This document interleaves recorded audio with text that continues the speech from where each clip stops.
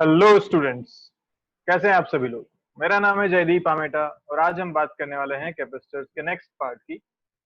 इस पार्ट में हम कुछ क्वेश्चंस करेंगे, कुछ छोटे मोटे कॉन्सेप्ट्स और पढ़ेंगे एंड देन आर्काइव की तरफ शिफ्ट करेंगे। अभी तक हम पढ़ चुके थे डाइलेक्ट्रिक के बारे में। डाइलेक्ट्रिक क्या होता है, उसको अगर कैपेसिटर की प्लेट्स के बीच में इंसर्ट करें तो क्या फर्क पड़ता है, पैरामीटर्स कैसे चेंज होते हैं। अच्छा, एक से ज्यादा डाइलेक्ट्रिक्स अगर हम इंसर्ट करें तो सीरीज पैरेलल कॉम्बिनेशन हम देख चुके। आज उसी पे बेस्ड दो तीन क्वेश्चंस है हमारे पास। ये क्वेश्चंस ऐसे हैं जिसमें अगर डाइलेक्ट्रिक कांस्टेंट वेरी करे कंटिन्यूअसली तो हम उसके लिए सी इक्विवेलेंट कैसे निकालें, ये हमारा क्वेश्चन है। अब देखिए, जैसे ये क्वेश्चन आपको सामने जो दिख रहा है फर्स्ट क्वेश्चन, इसमें दो कैपेसिटर प्लेट्स बता रखी हैं, उनके बीच में एक डाइलेक्ट्रिक भरा हुआ है और जो डाइलेक्ट्रिक कांस्टेंट के है वो एक्स के साथ वेरी कर रहा है। और एक्स आपको दिखा रखा है एक एक्सट्रीम से दूसरे एक्सट्रीम की तरफ, डायरेक्शन दिखा रखी है। के आपको के का इक्वेशन भी दे रखी है, लीनियर इक्वेशन है, कोई भी इक्वेशन हो सकती है, कोई वेरिएशन हो सकता है। फिलहाल हम ये वाला देख के सीखते हैं कि कैसे सॉल्व करना है इन क्वेश्चन को। अब क्या किया जाए इस क्वेश्चन को सॉल्व करने के लिए, तो सोचो कि क्या हम यहाँ इंटीग्रेशन मेथड यूज कर सकते हैं। इंटीग्रेशन मेथड क्यों बोला मैं, क्योंकि आप जितना भी यहाँ पे एलिमेंट्स बनाएंगे वो सारे एलिमेंट्स क्या सीरीज या पैरेलल में ऐड होंगे, और ऐसे इनफाइनाइट एलिमेंट्स बन सकते हैं क्योंकि हम लेते हैं बिल्कुल छोटे छोटे एलिमेंट्स। और जब ऐसा होता है, जब आपको सम करना होता है तो हम इंटीग्रेशन करते हैं। तो यहाँ हम क्या करते हैं, एक्स पे जाके एक dx का एलिमेंट लेते हैं। ठीक है, तो यहाँ से हम चले इस तरफ, ये लिया हमने x और एक एलिमेंट लिया हमने यहाँ पे dx का, ये एलिमेंट हमने चूज किया। ठीक है, अब अगर इस dx वाले एलिमेंट के लिए मुझे छोटा सा कैपेसिटेंस लिखना है dc, इस एलिमेंट का जो कैपेसिटेंस है dc, तो मैं क्या लिखूंगा, dc लिखूंगा, अपने पास इक्वेशन क्या है, k एप्सिलॉन नॉट, इसका जो एरिया होगा dA बाय d, यही होगा। ऐसा क्यों, देखो जो प्लेट का एरिया आपको दिया है वो दिया है L इंटू बी, मतलब जो प्लेट बेसिकली है वो कैसी है, इस तरीके से है प्लेट, अंदर की तरफ जाती हुई, और ये जो पीछे विड्थ है इसकी वो कितनी है, b। ठीक है, अब मुझे अगर इसका एरिया चाहिए तो मुझे ये वाला एरिया चाहिए ना, इस एलिमेंट के लिए मुझे ये वाला एरिया चाहिएगा प्लेट का। ये एरिया कितना होगा, तो b इंटू डी एक्स, इसलिए मैंने उसको लिखा d है। ओके, अच्छा जो नीचे अपने लिखते हैं सेपरेशन बिटवीन प्लेट्स, क्या ये पूरा का पूरा एलिमेंट दोनों प्लेट्स के बीच में है, यस, तो इसके लिए लेंथ d लिख सकते हैं, कोई दिक्कत वाली बात नहीं है। तो चलिए इसको अगर dc लिखूं मैं फिर से, तो k के लिए लिखता हूँ k not X plus c एक कांस्टेंट है ना, उससे आप कंफ्यूज मत होइएगा, वो c एक कांस्टेंट है। या आप एक काम करते हैं, उसे अपन कुछ और कांस्टेंट मान लेते हैं, उसे अपन मान लेते हैं जैसे a मान लिया उसको। ठीक है, a एक कांस्टेंट है कोई भी, तो k not X plus a, ऐसा एक अपने पास इक्वेशन है। तो ये हो गया k into epsilon not D A, अभी अपन ने बात करी b इंटू डी एक्स, ये एरिया हो जाएगा, डिवाइडेड बाय d, ये हो गया अपने पास इस छोटे एलिमेंट का कैपेसिटेंस। अब अपने को क्या करना है, इस पूरे सिस्टम का इक्विवेलेंट कैपेसिटेंस निकालना है। तो देखो ये जितने भी ऐसे एलिमेंट्स बनेंगे वो कैसे कनेक्टेड है, एक एलिमेंट यहाँ बना हुआ है, दूसरा एलिमेंट लेट्स से यहाँ बना दिया, ये एक एलिमेंट बनेगा। ऐसे सारे एलिमेंट्स कैसे कनेक्टेड हैं, क्या ये सभी पैरेलल में कनेक्टेड हैं, क्योंकि दोनों प्लेट्स के बीच में है। तो ऊपर सबका पोटेंशियल सेम है, नीचे सबका पोटेंशियल सेम है, जब सेम पोटेंशियल के बीच में कनेक्शन होता है तो पैरेलल कनेक्शन कहते हैं। तो हम लिख सकते हैं कि all the elements are in parallel connection.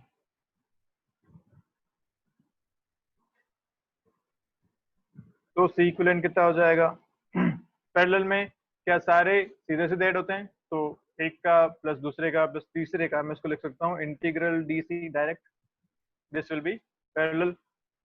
कहाँ से कहाँ तक, तो एक्स कहाँ से कहाँ तक वेरी कर रहा है, शुरू हो रहा है एक एक्सट्रीम से, मतलब जीरो से जा रहा है दूसरे एक्सट्रीम तक, कितनी लेंथ है टोटल, एल, तो जीरो से एल तक ये वेरी कर रहा है।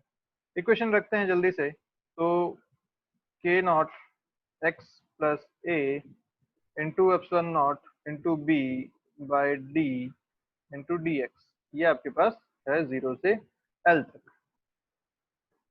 क्लियर है बात? ठीक है, अब क्या किया जाए, कैसे सॉल्व करें इसको, जल्दी बोलो।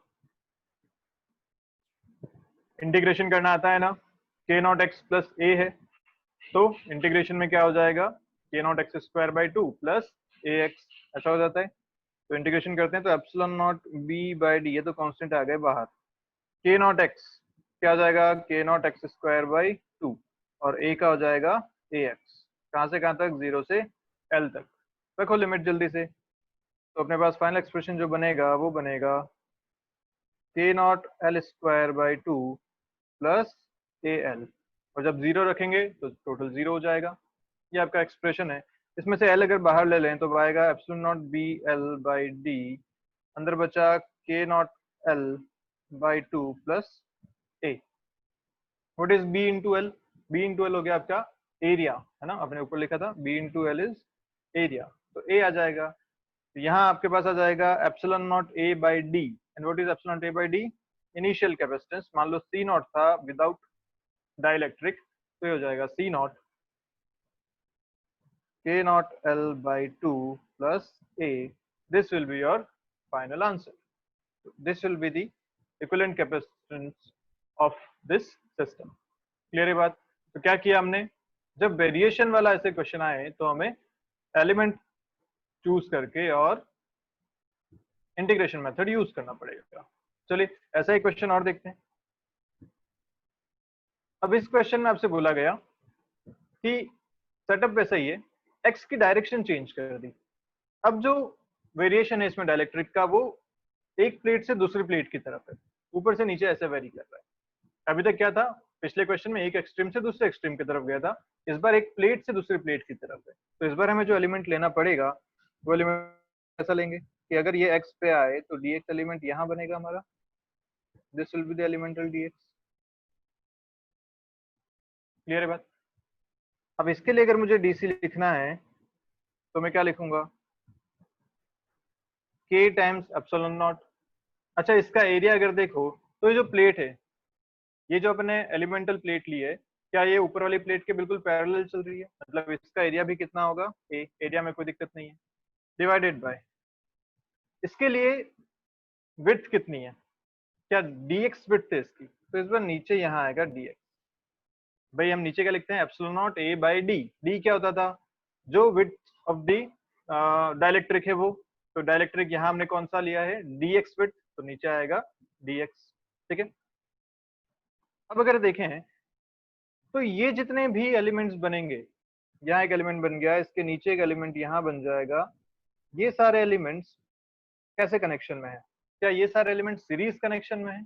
ऐसा क्यों? क्योंकि सोचो ऊपर से जो चार्ज आया वो चार्ज हर एक एलिमेंट से पास होता हुआ फाइनली नीचे निकलेगा, और जब चार्ज सबसे सेम होता है तो कैसा कनेक्शन होता है, सीरीज कनेक्शन। तो हम लिख सकते हैं कि all the elements are in series connection.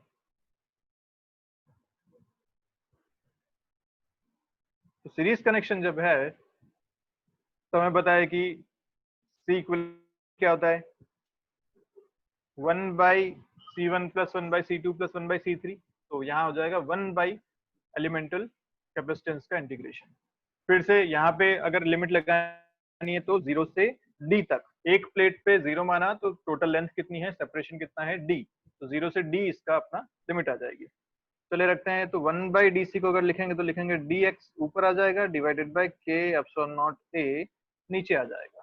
ठीक है, अच्छा मैं k की वैल्यू भी यहाँ डाल देता हूँ, तो k कितना है अपने पास, k नॉट x प्लस, यहाँ भी लिख लेते हैं कांस्टेंट को a a into epsilon not, ये अपने पास है, इंटीग्रेशन 0 से d तक है।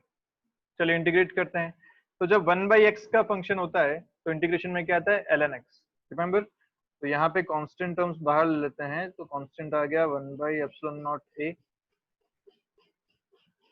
ln of k not x plus a, ये आ गया 1 बाई एक्स का इंटीग्रेशन ln x। अब यहाँ पे x का कोफिशिएंट भी है k नॉट, तो वो k नॉट भी आ जाएगा नीचे डिवाइडेड में k नॉट, इंटीग्रेशन में जो कोफिशिएंट होता है वो डिवाइड में आता है। तो ये आपके पास आ गया इस तरीके से, कब से कहाँ तक लिमिट, 0 से d तक लिमिट है। चलिए इसे सॉल्व करते हैं। तो ये हो गया 1/ε0 a k0, अंदर लिमिट रखते हैं पहले d, तो आएगा ln of k0d plus a minus of ln of a। Clear है बात? जब जीरो रखेंगे तो k0x वाली टर्म जीरो हो जाएगी, बचेगा खाली a।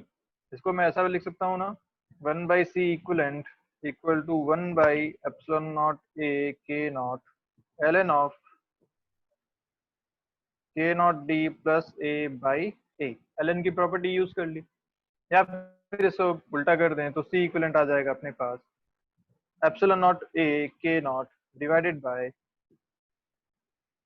ln of k0d plus a by. ये अपना फाइनल आंसर आ जाएगा। ठीक है, कोई ओके। तो अब नेक्स्ट क्वेश्चन पे चलते हैं, देखते हैं वो क्या कह रहा है। क्वेश्चन आपके सामने ये, इसमें दो प्लेट्स के बीच में जो डाइलेक्ट्रिक भरा है ना, वो K1 और K2 दो भरे हैं, लेकिन इस बार ना तो सीरीज दिख रहा है ना पैरेलल दिख रहा है। ये एक इंक्लाइन तरीके से ट्राइंगल बना बना के दोनों फिल किए हुए हैं। अब ये वाले क्वेश्चन में आपको पूछा गया कि बताइए सी इक्विवेलेंट कितना होगा। तो यहाँ पे आप फिर से देखें तो जैसे जैसे मैं एक एक्सट्रीम से दूसरे की तरफ चलता हूँ, एक कॉर्नर से दूसरे की तरफ चलता हूँ, तो पहले पूरा का पूरा K2 है, K1 0 है बिल्कुल लेफ्ट पॉइंट पे। देन धीरे धीरे K2 कम होता जा रहा है और K1 बढ़ता जा रहा है। तो जो मैं एलिमेंट लूंगा उसमें K2 और K1 दोनों का प्रपोर्शन आएगा। तो मतलब मुझे उस एलिमेंट को लिखने के लिए भी दो कैपेसिटर, दो एलिमेंटल कैपेसिटर बनाने पड़ेंगे, एक K2 की वजह से, दूसरा K1 की वजह से। तो देखो मैंने साइड में जो डायग्राम बना रखा है, मैंने x पे जाके एक dx का एलिमेंट लिया। अब यहाँ पे K1 K2 तो कांस्टेंट है, K1 K2 x के साथ वेरी नहीं कर रहे, लेकिन क्योंकि K1 और K2 की जो हाइट है, जो इनकी लेंथ है, वो वेरी कर रही है, इसलिए यहाँ पे कैपेसिटेंस वेरी करेगा। तो मुझे यहाँ भी एक एलिमेंट लेना पड़ेगा। तो एलिमेंट मैंने लिया x पे जाके dx का एलिमेंट। अब इसमें देखो तो ऊपर वाले पोर्शन में K2 था तो उसको मैंने DC2 नाम दिया, नीचे K1 था तो उसको मैंने DC1 नाम दिया। DC1 क्या है? छोटा element because of K1। DC2 क्या है? छोटा elemental capacitance because of K2। Okay, अब अगर इसको मुझे सॉल्व करना है तो अपन कैसे करेंगे? तो चलिए अब DC1 DC2 लिखते हैं। DC1 कैसे लिखेंगे? तो ये वाली जो लेंथ है अपने पास, ये है x, एंगल दे रखा है आपको थीटा। तो DC1 लिखने के लिए मुझे बेसिकली ये हाइट चाहिए ना, क्योंकि यही तो इसका एप्सिलॉन a बाई डी में यही वाली हाइट आएगी। तो ये हाइट कितनी हो जाएगी? ध्यान से देखो तो x tan थीटा, पक्की बात है। अच्छा ये टोटल कितनी है? यहाँ से यहाँ तक टोटल है d, तो ऊपर बची कितनी है आपके पास? d minus x tan theta. तो ये विड्थ किसके लिए हो जाएगी? DC2 के लिए हो जाएगी। तो चलिए लिखते हैं जल्दी। अच्छा एरिया, एरिया का क्या करें? एरिया आपको दे रखा है L इंटू बी, मतलब एरिया फिर से वैसा लिखना पड़ेगा अपने को। ये प्लेट है पीछे और इसका एरिया अगर आप लिखेंगे ऐसा तो ये एरिया होगा, और ये एरिया कितना होगा? B इंटू डी एक्स, क्योंकि लेंथ उसके पीछे अंदर जो है B है और विड्थ इसकी dx है। तो चलिए DC1 लिखते हैं। पहले DC1 लिखूंगा मैं K1 into epsilon not into A, area कितना है? तो एरिया है इसका b इंटू डी एक्स। ठीक है, ये हो गया एरिया, डिवाइडेड बाय d, इसका जो सेपरेशन बिटवीन प्लेट्स है या इसकी जो वो है x tan थीटा, ये हो जाएगा। ऐसे अगर DC2 लिखता हूँ मैं तो क्या लिखूंगा? K2 एप्सिलॉन नॉट, एरिया इसका भी सेम है b D x, divided by इसकी जो लेंथ है वो कितनी है? d minus x tan theta. ये बात। अच्छा फिर से मैं बताता हूँ कि ये जो क्वेश्चन हम कर रहे हैं नीट में नहीं पूछा जाता। नीट में आप बस जो हमने सिंपल सीधे सीधे क्वेश्चन किए थे ना, सीरीज पैरेलल वाले, ऐसे वेरिएबल वाले क्वेश्चन नीट में नहीं पूछते। तो बस हम, अगर आपको पढ़ना है तो आप बस ध्यान रख सकते हैं कि कैसे करना है। तो इतने कॉम्प्लेक्स क्वेश्चन जेई के लिए ही है ये। चलिए अब देखते हैं इन दोनों से मिला के जो एलिमेंट है उसका कैपेसिटेंस कितना है। तो डीसी, डीसी कैसे बनेगा? DC1 और DC2 को मिला के। अब मिलाना कैसे? देखो ध्यान से, वो दोनों सीरीज में है या पैरेलल में? कैसे बोलोगे तुम?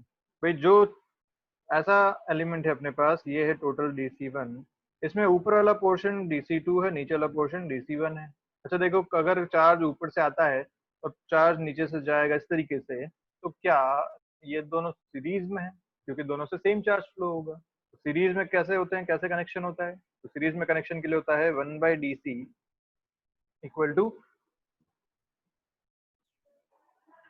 1/dc। अगर अपने को लिखना है तो अपन इसको ऐसा लिखते हैं कि 1/dc equal to 1/dc1 plus 1/dc2, क्योंकि dc1 और dc2 सीरीज में है। तो यहाँ से इस एलिमेंट का भी अपने पास कैपेसिटेंस आएगा। तो ये क्वेश्चन इसीलिए थोड़ा सा टफ है, क्योंकि एलिमेंट का कैपेसिटेंस निकालने के लिए भी आपको दो कैपेसिटर्स को सीरीज में ऐड करना पड़ रहा है। देन एलिमेंट आने के बाद फिर आप सबको पैरेलल में ऐड करेंगे।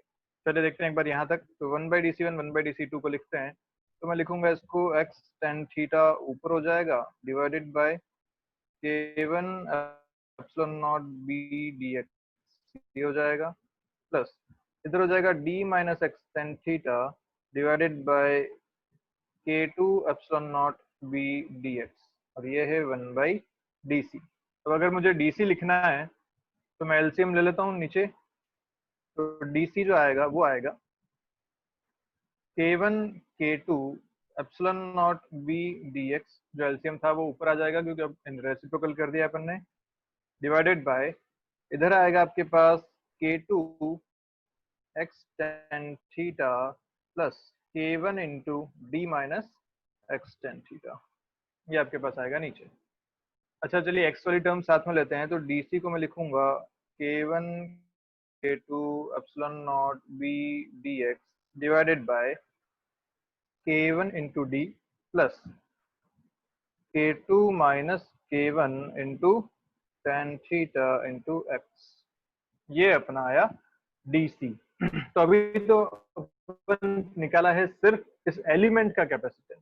अब अपने को इस एलिमेंट, ऐसे जितने भी एलिमेंट्स बन रहे हैं उन सबको ऐड करना है। तो ऐसे जो भी एलिमेंट्स बनेंगे वो सीरीज में होंगे या पैरेलल में? तो देखो सारे एलिमेंट्स ऐसे बनेंगे, ये सारे एलिमेंट्स बनेंगे, ये सारे एलिमेंट्स किस में है? पैरेलल में। दोनों प्लेट सेम पोटेंशियल, दोनों प्लेट्स के बीच में पैरेलल में हो जाएगा। तो सी इक्विवेलेंट अगर मुझे निकालना है तो मैं लिखूंगा इंटीग्रल डीसी, सीधा सीधा सा, क्योंकि c1 plus c2 plus c3 होता है, तो सीधा इंटीग्रल डीसी कर सकते हैं। तो अपने को करना है क्या basically, k1 k2 epsilon not b integral में आएगा dx by k1d plus k2 minus k1 into tan theta into x। इतना बड़ा अपने पास इंटीग्रेशन है। चलिए ठीक है। और इस इंटीग्रेशन की लिमिट कहाँ से कहाँ तक? तो 0 से कहाँ तक? देखो x अपन ने लिया है इस डायरेक्शन में, है ना, तो 0 से l तक x की लिमिट जाएगी। तो 0 से l इसकी लिमिट लगा देते हैं। ओके, अभी इंटीग्रेशन देखो नीचे कैसा दिख रहा है। ये कांस्टेंट है, ये पूरा एक कांस्टेंट है। तो a प्लस बी एक्स ऐसा आपको एक दिख रहा है ना, a प्लस बी एक्स जैसा आपको एक नीचे टर्म दिख रही है। तो जब नीचे x का फंक्शन है तो ln x इसका इंटीग्रेशन होता है। तो पूरा इंटीग्रेशन जब लिखेंगे तो लिखेंगे ये कांस्टेंट तो बाहर है ही, k1 k2 epsilon not b। अब जब इंटीग्रेशन किया तो अंदर आएगा ln of a plus B X as it is, तो k1d plus k2 minus k1 into tan theta into x, ये आ गया इंटीग्रेशन। पर x का जो कोफिशिएंट होता है वो डिवाइड भी होता है, तो डिवाइड में यहाँ आएगा k2 minus k1 tan theta. ठीक है, जो b है मतलब x का जो कोफिशिएंट है वो डिवाइड में भी आता है, तो इस तरीके से आएगा यहाँ पे। अब इसको थोड़ा अपन सॉल्व करते हैं। पहले लिमिट रखते हैं 0 से l तक। तो जब लिमिट रखेंगे और इधर लिखते हैं k1 k2 epsilon not b divided by k2 minus k1 tan theta, अंदर जब l रखेंगे तो देखो क्या बनता है, ln of k1d plus k2 minus k1। अच्छा देखो एक बात यहाँ पे और है, tan थीटा।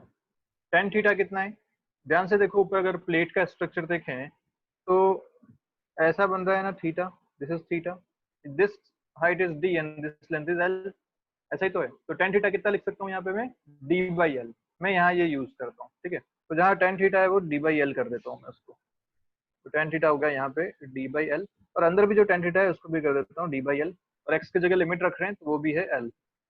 ठीक है, ये तो हो गई आपकी अपर लिमिट एल। अब लगते हैं लोअर लिमिट। तो लोअर लिमिट के लिए क्या हो जाएगा, minus L N of X वाली टर्म पूरी जीरो हो जाएगी तो बचेगा खाली k1d। ओके, ये आप क्या हो गया लिमिट रखने का तरीका। अब इसको सॉल्व करें अगर, तो देखो नीचे क्या बनता है, k1 k2 by k2 minus k1, ये तो है। ऊपर गया तो आएगा epsilon not into B into L by D, ये बच गया। अंदर देखें तो आएगा L N of k1d plus, यहाँ एल से एल कैंसिल हो गया तो आपके पास आया d सिर्फ, अंदर आपके पास आया k2d minus k1d minus L N of k1d, ये बचा। ध्यान से देखो तो ये आया k1 k2 by k2 minus k1, ये क्या है epsilon not b into L is a area divide by D, epsilon not A by D C not हो गया। ये मतलब अगर इलेक्ट्रिक नहीं होता तो ये कैपेसिटेंस होता, तो ये हो गया सी नॉट। अंदर देखें तो अंदर k1d कैंसिल, बचा k2d, उधर है k1d माइनस में, तो अंदर आंसर आएगा k2 बाय k1। ये आपका फाइनल एक्सप्रेशन बनता है for the capacitance k1 k2 by k2 minus k1 ln k2 by k1 C not. Clear है बात, भारी क्वेश्चन था लेकिन वर्थ ट्राइंग है। आप लोग एक बार से खुद से भी ट्राई कीजिएगा, क्योंकि इसमें बहुत सारी चीजें इंटीग्रेशन है इसमें। दो एलिमेंट्स, सॉरी एक एलिमेंट को बनाने के लिए पहले दो छोटे छोटे एलिमेंट्स को सीरीज में करना पड़ा, उससे एक एलिमेंट बना, फिर उसको वापस इंटीग्रेट किया। काफी कुछ सोचने लायक क्वेश्चन था, कितनी हाइट कितनी लेंथ कितना एरिया, वो सारी बातें भी इसमें करी। तो एक बार खुद से आप इस क्वेश्चन को ट्राई कीजिएगा, ठीक है। चलिए नेक्स्ट देखते हैं, बात करते हैं force on a dielectric slab. एक डाइलेक्ट्रिक स्लैब को अगर मैं एक चार्ज कैपेसिटर प्लेट के पास रख देता हूँ, ठीक है, कैपेसिटर है, कैपेसिटर की दोनों प्लेट्स पे चार्ज है, उसके पास अगर मैं एक डाइलेक्ट्रिक स्लैब को ले आया तो क्या होगा, जो चार्ज कैपेसिटर की प्लेट्स पे है, डाइलेक्ट्रिक स्लैब जब आप उसके पास रखेंगे तो क्या इस डाइलेक्ट्रिक में इंड्यूस चार्ज आएंगे, बिल्कुल आएंगे। तो देखो मैंने बता रखा है माइनस क्यू आई और plus Q I induce charge आ गए। माइनस क्यू आई किस तरफ है, पॉजिटिव प्लेट की तरफ, नेगेटिव प्लेट की तरफ प्लस चार्ज इंड्यूस होगा। अच्छा देखो आसपास पॉजिटिव नेगेटिव के पेयर बन रहे हैं तो क्या एक अट्रैक्शन फोर्स लगेगा, बिल्कुल लगेगा। तो ये अट्रैक्शन फोर्स ऐसा है जो इस डाइलेक्ट्रिक स्लैब को अंदर की तरफ खींचता है हमेशा। तो जो प्लेट्स हैं, प्लेट्स के बीच में डाइलेक्ट्रिक स्लैब को वो अपनी तरफ खींचेगा, कैपेसिटर खुद, तो क्योंकि उस पर चार्ज है। तो फोर्स कितना है, कितने फोर्स से वो खींच रहा है, वो हमें फाइंड करना है।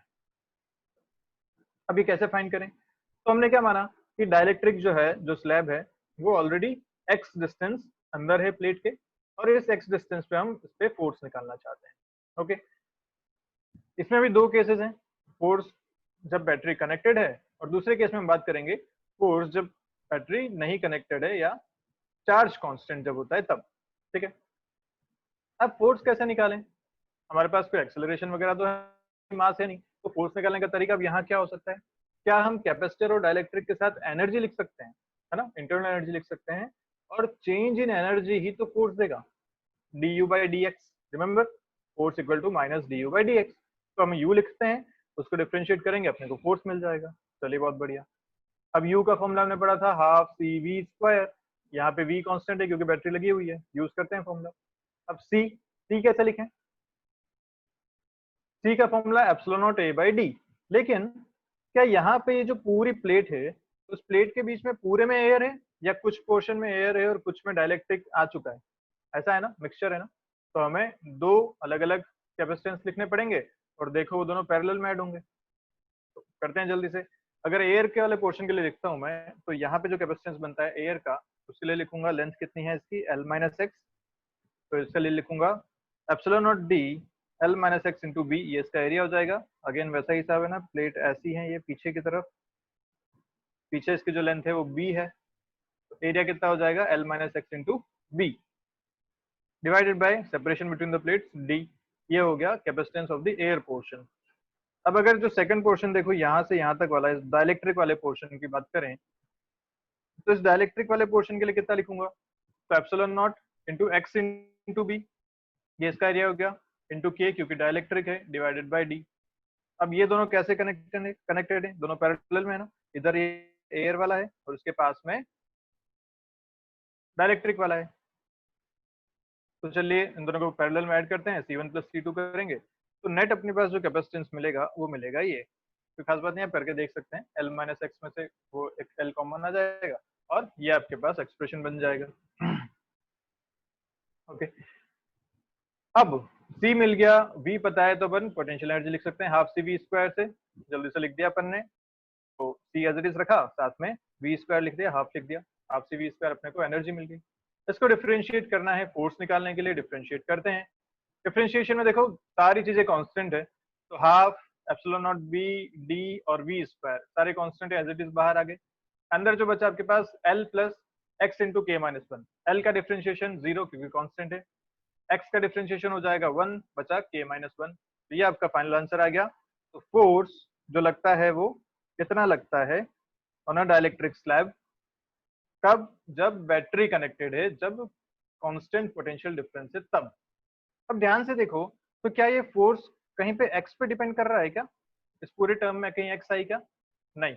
जब एक्स नहीं आया इसका मतलब क्या, कि ये डाइलेक्ट्रिक स्लैब कितनी अंदर हो या कितनी बाहर हो, फोर्स हमेशा इस पे कांस्टेंट लगने वाला है। तो ये एक इंपॉर्टेंट पॉइंट है कि फोर्स जो है वो हमेशा कांस्टेंट है। किस केस में, जब पोटेंशियल डिफरेंस कांस्टेंट है या फिर आप कह सकते हैं कि बैटरी कनेक्टेड है, उस टाइम पे force on the dielectric slab between the capacitor plates is constant and given by epsilon naught v square by 2d into k minus 1। ठीक, सेकंड केस देखते हैं। सेकंड केस पे क्वेश्चन बहुत कम पूछा जाता है, अभी तक वैसे जनरली नहीं पूछा गया है, अपन फिर भी देखते हैं इसको कि जब बैटरी डिस्कनेक्ट कर दी, अब चार्ज कांस्टेंट है, तो अगर चार्ज कांस्टेंट है तो एनर्जी लिखनी है, इंटरनल एनर्जी। इंटरनल एनर्जी के लिए अब हाफ सी वी स्क्वायर तो नहीं लगाएंगे क्योंकि वी अपने को नहीं पता, तो अपन कौन सा फॉर्मूला यूज करेंगे, क्यू स्क्वायर बाई टू सी, क्योंकि अपने को चार्ज कांस्टेंट पता है।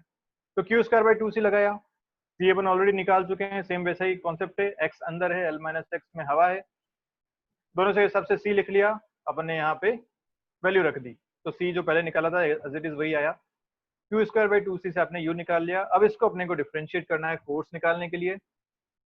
इस बार क्यू स्क्वायर डी और 2 एप्सिलॉन नॉट बी ये सारा कांस्टेंट है, एज इट इज बाहर आ गया। अब यहाँ जो एक्सप्रेशन बनता है वो बन रहा है 1 by A plus B X, ऐसा एक एक्सप्रेशन है।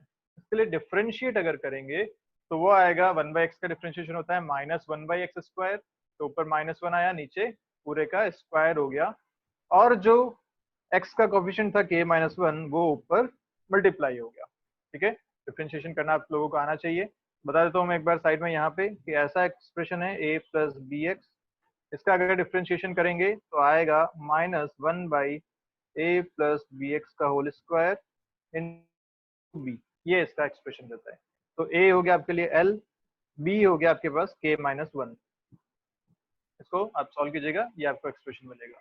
तो बस यहाँ से आपको फोर्स मिला, ये आपका एक्सप्रेशन है, इसको याद करने की जरूरत नहीं है। जस्ट आपको ये बात ध्यान रखनी है कि yes this force depends on x, इसमें आ रहा है। तो जब कांस्टेंट चार्ज की बात है या बैटरी डिस्कनेक्टेड है तो जो फोर्स आता है वो एक्स पे डिपेंड करता है या उसकी पोजीशन पे डिपेंड करता है, पर जब बैटरी कनेक्टेड थी, कांस्टेंट पोटेंशियल डिफरेंस था, तो फोर्स हमें कांस्टेंट मिला था। तो ये अगर आपको एक्सप्रेशन याद रहता है तो बड़ी अच्छी बात है, क्योंकि इस पे क्वेश्चन पूछा जा चुका है, आगे पूछ भी सकते हैं। और क्वेश्चन जेई में ज्यादा पूछने के चांसेस हैं, नीट में ये नहीं पूछा जाता जनरली। आपको बस इतना ध्यान रखना है कि फोर्स कांस्टेंट होता है डाइलेक्ट्रिक पे जब बैटरी कनेक्टेड होती है। ठीक है, चलिए तो कुछ क्वेश्चंस करते हैं। क्वेश्चन आपको बोला ये कि इस डायग्राम में आपको दो आइडेंटिकल कैपेसिटर्स दे रखे हैं ए एंड बी, तो इसके लिए भी कैपेसिटेंस सी है, इसके लिए भी कैपेसिटेंस सी है,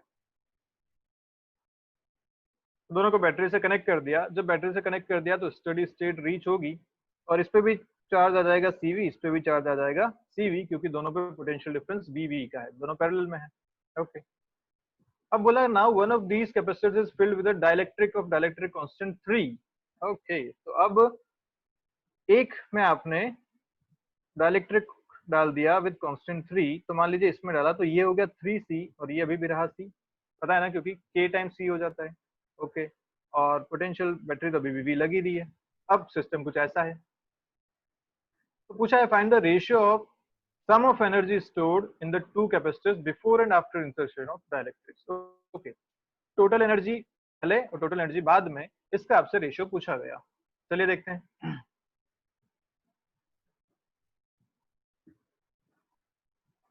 क्या किया जाएगा, जल्दी देखिए। पहले अगर एनर्जी लिखता हूं मैं, इनिशियल एनर्जी अगर लिखा जाए तो लिखा जाएगा हाफ सी वी स्क्वायर, एक की थी और दूसरे की भी कितनी थी, हाफ सी वी स्क्वायर, क्योंकि दोनों के क्रॉस पोटेंशियल डिफरेंस V था, दोनों का कैपेसिटेंस C था। टोटल देखो तो आया सी वी स्क्वायर। अच्छा, फाइनल एनर्जी बात करें तो फाइनल एनर्जी लिख लूंगा मैं, फर्स्ट कैपेसिटर जो बीच वाला है उसके लिए हो जाएगा half C V square again, क्योंकि उसके लिए C चेंज नहीं हुआ, उसके लिए पोटेंशियल डिफरेंस भी चेंज नहीं हुआ। सेकंड जो है लास्ट वाला, उसके लिए हो जाएगा 3C इंटू वी स्क्वायर, क्योंकि अब इसका कैपेसिटेंस कितना हो गया 3C। सॉल्व करेंगे तो आएगा हाफ प्लस 3/2 मतलब 2C वी स्क्वायर। रेशियो से पूछा है इनिशियल बाय फाइनल का, आराम से बता सकते हैं आप रेशियो कितना होगा, 1/2। ठीक है, CV square by 2CV square, answer आएगा आपका हाफ। कोई खास बात ठीक है, इस क्वेश्चन में आराम से कर सकते हैं। देखिए क्वेश्चन ट्राई कीजिए। इस क्वेश्चन में क्या बोल रहा है आपसे ये कि एक कैपेसिटर था 5 माइक्रोफेरेड्स का, 20 वोल्ट के अक्रॉस लगा रखा था उसे।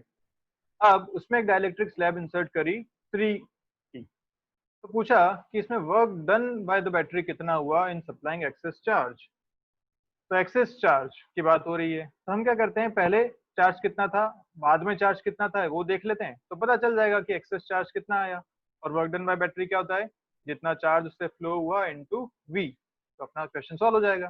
तो चलिए पहले अगर देखें, जब डाइलेक्ट्रिक नहीं था अंदर, तो चार्ज कितना होगा उस पर, Q equal to C V, मतलब 5 इंटू 20 कितना हो गया ये, 100 माइक्रो कूलम्ब्स, ये उस पर था इनिशियल चार्ज Q इनिशियल। अच्छा, अब जब इसमें डाइलेक्ट्रिक डाल दिया, तो डाइलेक्ट्रिक डालने के बाद क्या चेंज होगा, क्या इसका कैपेसिटेंस इंक्रीज हो जाएगा, तो अब कैपेसिटेंस कितना हो जाएगा K टाइम्स C, और अब टोटल चार्ज अगर देखो तो नया कैपेसिटेंस इंटू V, K कितना आपको दे रखा है 3 इंटू 5 इंटू 20, ये आपके पास आया 300 माइक्रोकूलम्ब। तो अब चार्ज हो गया 300, मतलब एक्सेस चार्ज, चार्ज और कितना सप्लाई करना पड़ा उसको बैटरी को, तो कितना किया उसने 300 माइनस 100 मतलब 200 माइक्रोकूलम्ब चार्ज बैटरी को और सप्लाई करना पड़ा। ठीक है, अच्छा 200 चार्ज सप्लाई किया तो वर्क डन बाय बैटरी कितना हो जाएगा, delta Q into V. Delta Q हो गया आपका 200 इंटू वी कितना है इसका 20, ये आता है 4000 माइक्रो जूल्स। इतना काम बैटरी को और करना पड़ा। अच्छा, इसे अगर मैं मिली जूल्स में लिखना चाहूँ तो लिख सकता हूँ 4 मिली जूल्स, क्योंकि माइक्रो होता है 10⁻⁻⁶। 4000 में से 10⁻³ हटा दिया तो बचा 10⁻³ विच इज मिली, तो 4 मिली जूल में इसको लिख सकता हूँ। ठीक है, चलिए देखते हैं नेक्स्ट।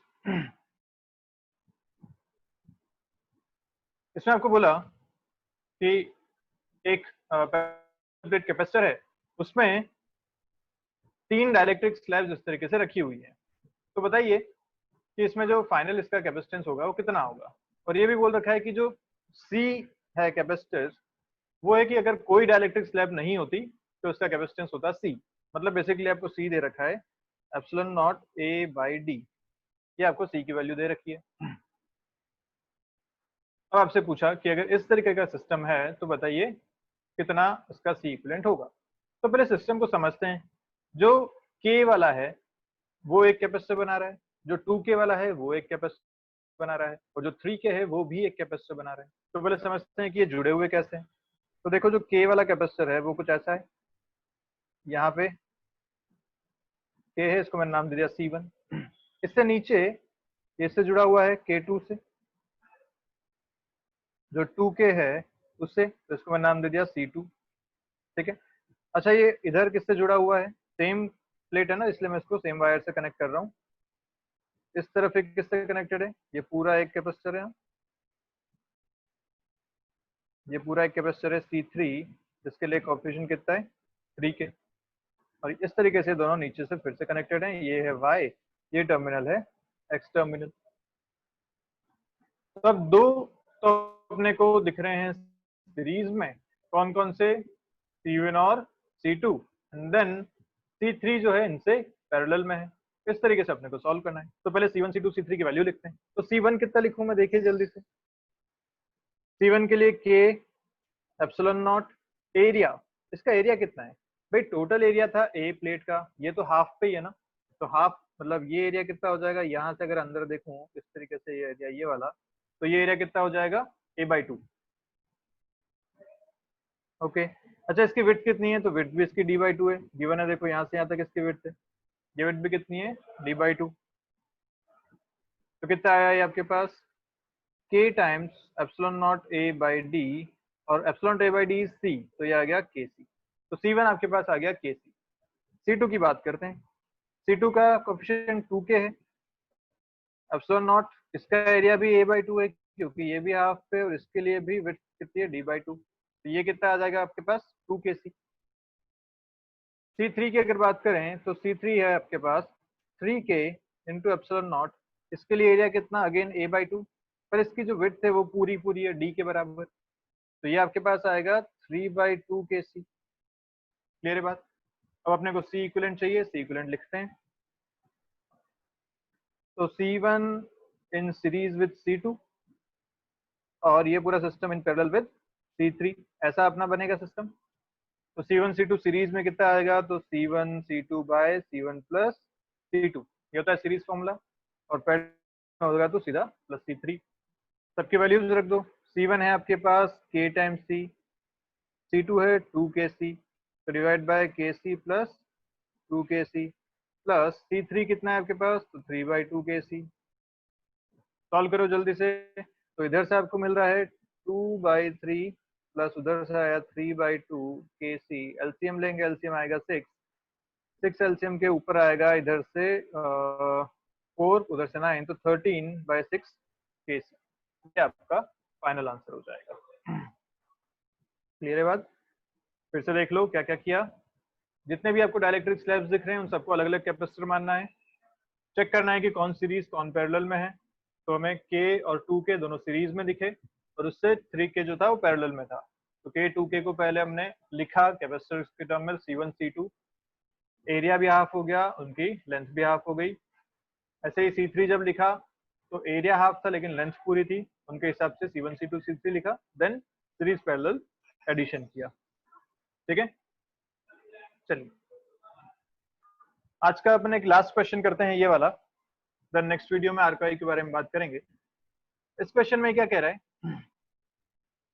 कि एक पैरेलल प्लेट कैपेसिटर है, उसके बीच में एक स्लैब रखी हुई है, वो x डिस्टेंस अंदर है, अभी प्लेट का एरिया आपको L/B दे रखा है, और पूछा आपसे कि अगर इस स्लैब का मास m है और इसको यहाँ पे रख के x एंटर करके रिलीज कर दिया जाता है,